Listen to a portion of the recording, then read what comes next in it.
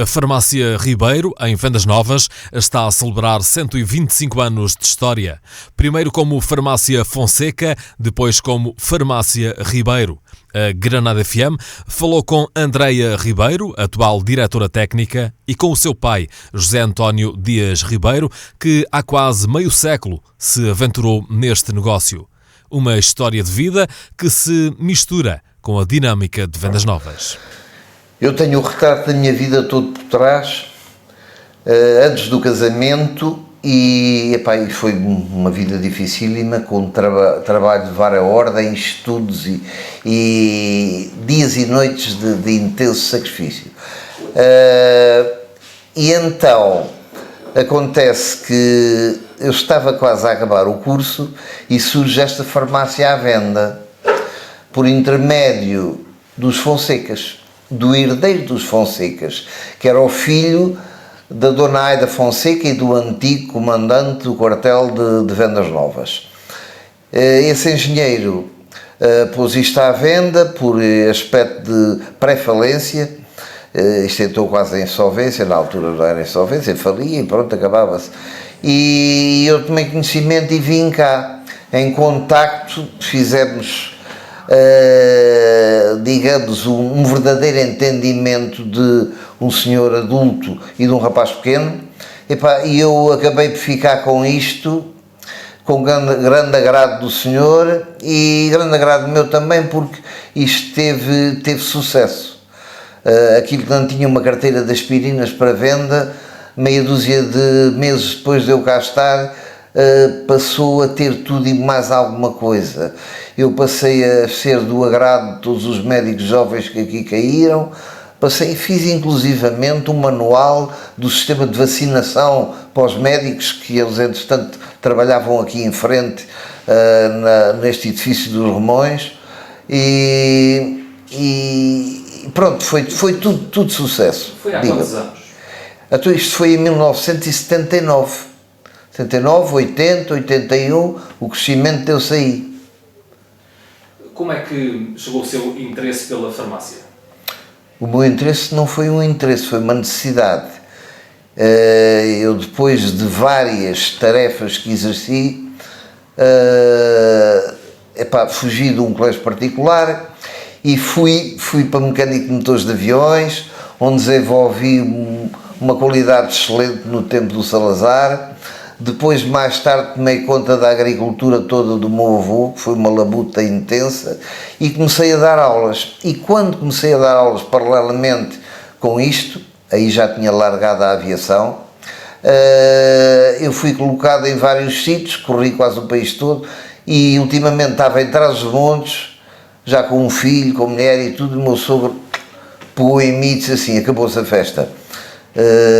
Acabou-se a festa, eu tive que vasculhar, e esse vasculhar, entendeu-se, no jornal aparecia esta farmácia à venda, aqui a meia dúzia de passos da Leiquer, e viemos cá numa noite, transacionámos com o intermediário do senhor, que nesse caso era o falecido Laranjo, da família, portanto, da Juca, e ele estabeleceu a nossa relação connosco e com o engenheiro de orgulho, e comprou-se isto, e em fevereiro de 79 deu-se início a esta tarefa grandiosa.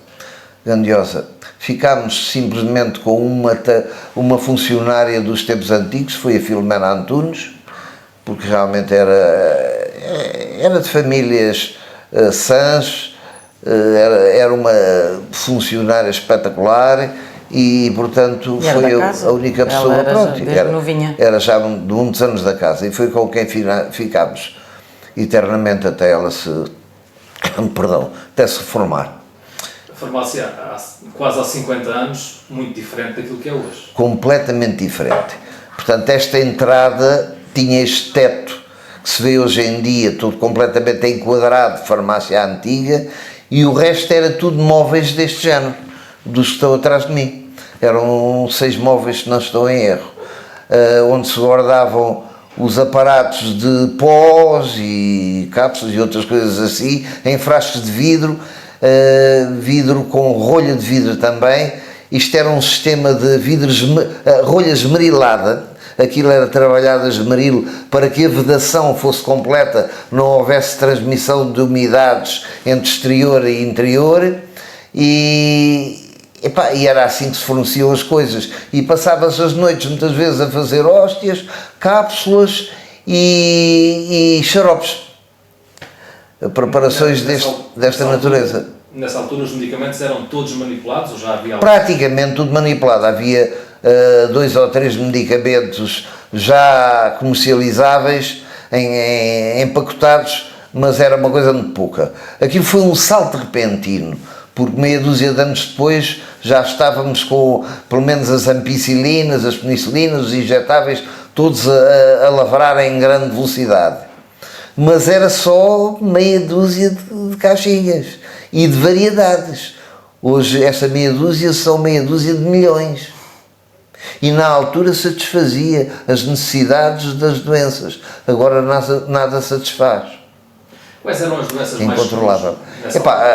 Era o aspecto da parte respiratória, incluindo algumas pneumonias, meningites, coisas assim no género, e era a parte de osteoporose e digamos, de dificuldades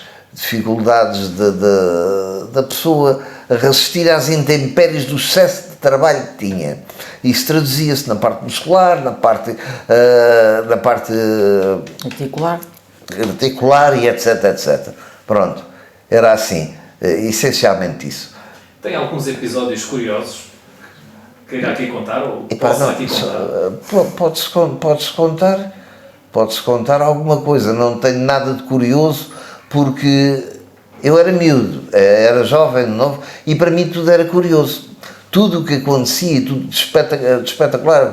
Mas tenho um assunto muito interessante, que essa foi cómica, é a senhora acabar de sair do médico com a filha, e a médica espetar com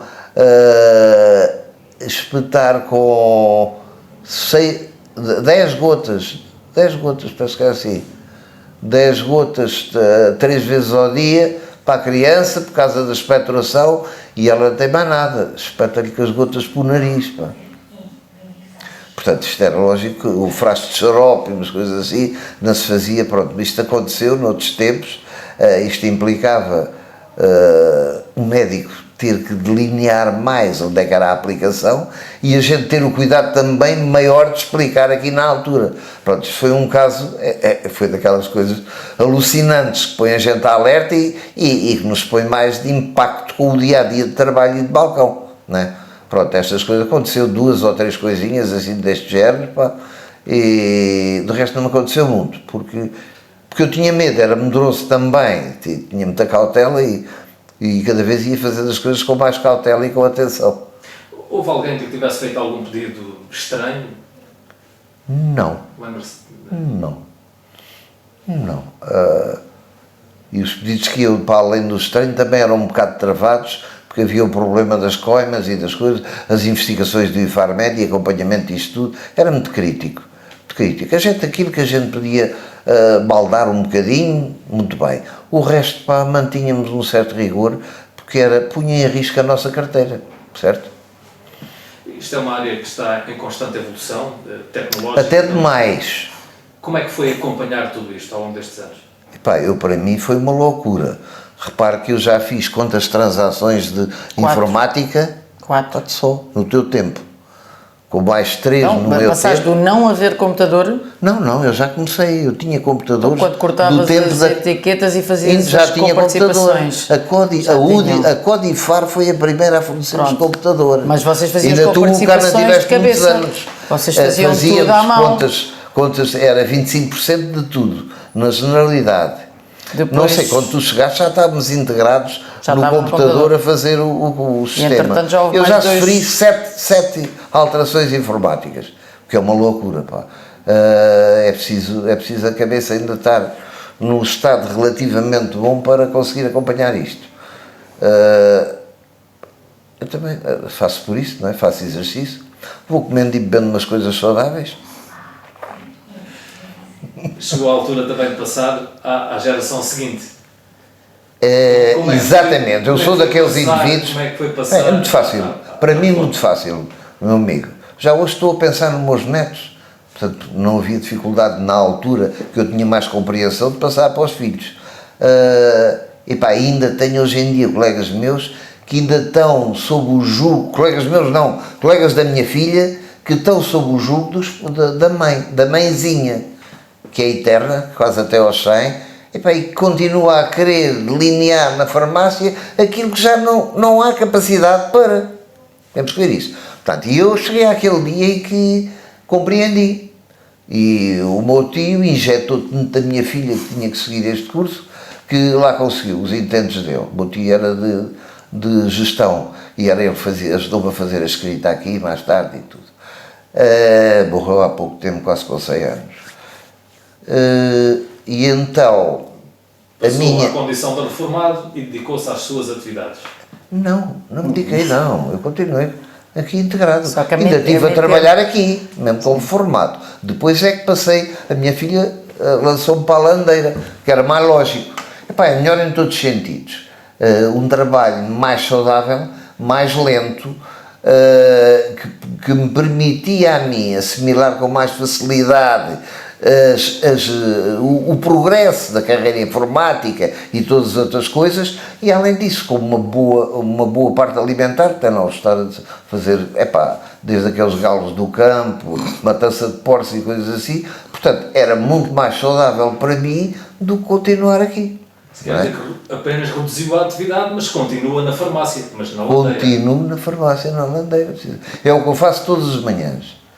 Eu levanto todos os dias às 6 e tal, depois venho para aqui, quando eles não estão de serviço, faço a descarga das banheiras, faço a separação das coisas deles.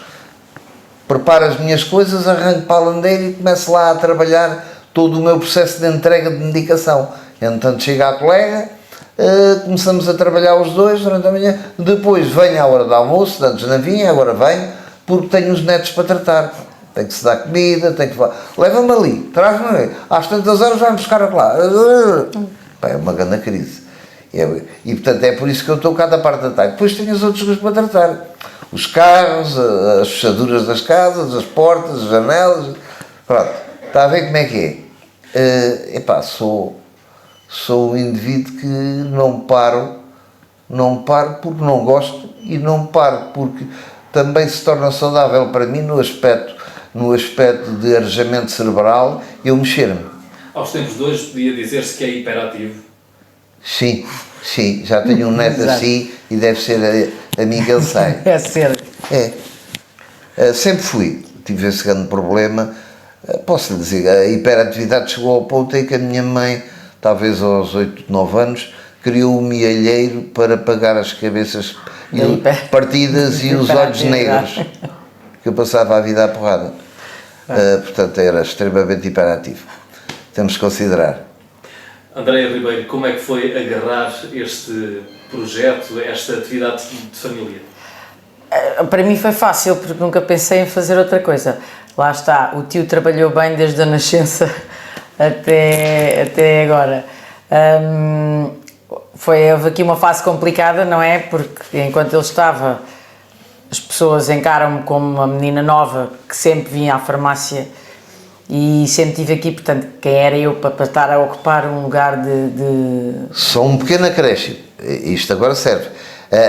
Até foi benéfico o meu afastamento daqui, porque as pessoas têm esta doença. Onde é que ele está? É o hábito. E não estando, deixou de estar. Há de haver alguém que esteja. É normal. Certo? Pronto, peço desculpa, não, mas faz parte, acho que é essencial. Sim, foi esse processo de transição, mas foi bom porque eu desde pequenina que vivo na farmácia, portanto, sempre fez parte do dia-a-dia. Nunca pensei sequer seguir outra área ou outra coisa qualquer. E ainda hoje, não me arrependo. Continua a dar o apoio que o pai precisa, naturalmente. E ele a mim, porque há coisas que a gente ainda vai levar muitos anos a chegar lá. Socorre-se da experiência. Exatamente, muito. Sem dúvida. Isto é um trabalho mútuo. Sim. Digamos.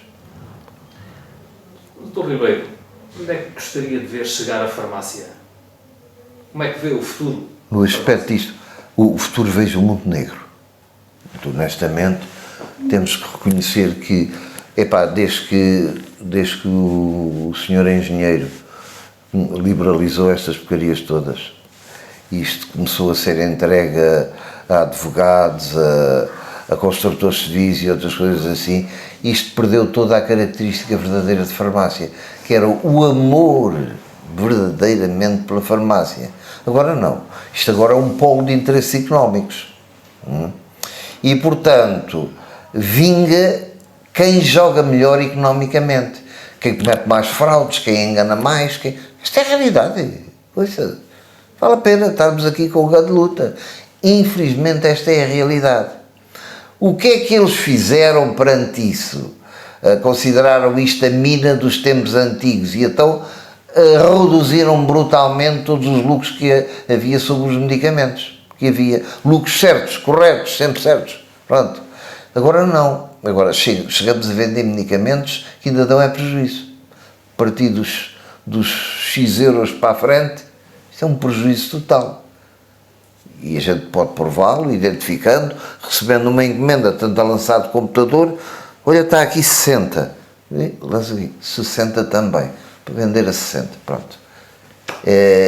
Não há... Nós ainda temos o prejuízo da transação, pagar o armazenista, temos FIIs a pagar, temos coisas, e tempo de prateleira, isso tudo pronto. Sem comentários, isto é a pior coisa que pode existir, e o que leva, a parte mais triste já não é isso. A parte mais triste é que quem que sai prejudicado daqui é o doente. Aquele por quem a gente tinha estima, por quem a gente vinha aqui medir atenção, conversar e sem problemas, perder tempo. Nós ainda fazemos isso. Somos nós que medimos. Mas em prejuízo em muitos sítios já são máquinas. Eu sei que às vezes facilita o trabalho. Vá ali, mete o braço, mete a moeda. Falta o pormenor e o acompanhamento. Não é nada. Daí se ter optado, as farmácias terem optado por venda de outros produtos que não são medicamentos, talvez. Para ganhar algum. Sim, para conseguir fazer face à parte económica.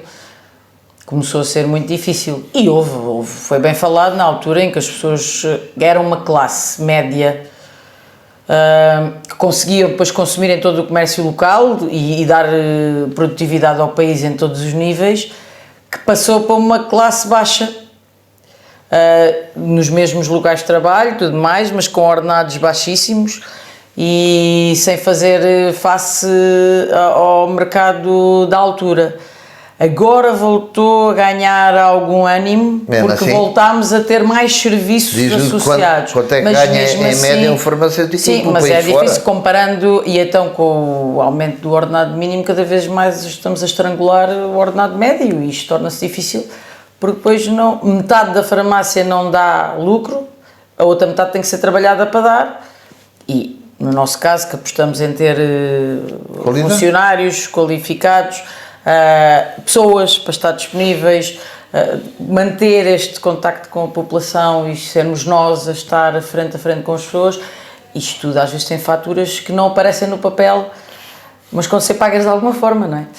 Não é fácil. O objetivo é levar a farmácia até a idade do seu pai, por exemplo? Sim, o objetivo é sempre levar isto mais além.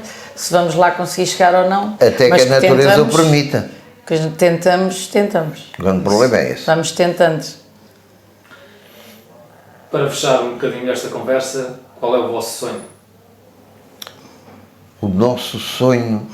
Ainda sonha, certamente. O sonho que manda a vida. E é por isso que a gente aí faz esforço para ainda continuar a viver. Mas o nosso sonho é que isto não se estrague mais. Sim. É só esse. Não temos mais nenhum sonho. Não temos sonho de grandes vidas, grandes eventos, grandes pacotes de dinheiro no banco. Não. É que isto não se estrague mais. Pá. Porque quem é farmacêutico à moda antiga tem um amor pela... Epá, nem os médicos muitas vezes chegam a ter este amor que a gente tem. Que é uma dedicação, vocês não fazem ideia. O tempo em que eu fui criado e a maneira como fui criado, mesmo na faculdade, com a dedicação para o efeito e para as pessoas e para a fabricação dos medicamentos, ninguém tem ideia do que é que isto entranha na pessoa e a tristeza que é depois ao ver um certo retrocesso.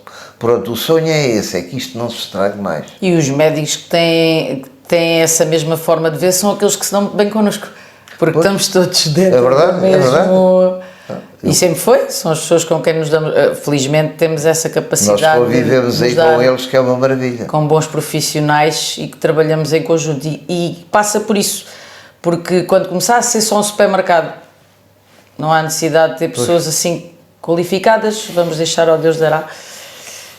Ainda assim há uma proximidade muito grande com esta comunidade, uma comunidade mais pequena. Ainda temos. De haver aqui uma proximidade muito grande com o farmacêutico. Felizmente ainda temos, aqui em Vendas Novas, e daí também queremos marcar estes 125, porque são 125 da comunidade da cidade de Vendas Novas e que queremos manter, continuar a ser um marco na cidade. Há aqui um problema, que essa relação farmácia